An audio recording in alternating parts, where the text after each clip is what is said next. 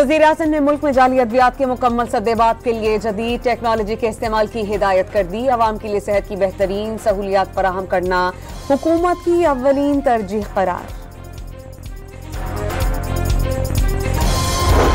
Israeli जारियत पर ईरानी वज़ीर ख़ारजा कल जर्मनी, फ्रांस और बरतानवी अहम मनसब से मुलाकातें करेंगे। अब्बास इराक़ची ने तस्दीक कर दी। ईरानी सफारतकार यूरोपीय यूनियन के खारजा पॉलिसी सरबराह से मिलेंगे। अब्बास इराक़ची जनीवा से वापसी पर तुर्की में OIC इजलास में शिरकत भी करेंगे। रूस ने एक बार फिर अमेरिका को इसराइल ईरान जंग से दूर रहने का पैगाम दे दिया। चीन का इसराइल से फौरी जंग बंदी का मुतालबा। और ट्रंप ने अमरीकी फौज को ईरान पर हमले के लिए तैयार रहने का हुक्म दे दिया। रवां हफ्ते के आखिर में कार्रवाई का खदशा है, ब्लूमबर्ग का दावा। ट्रंप की जानिब से हदायत की तरदीद।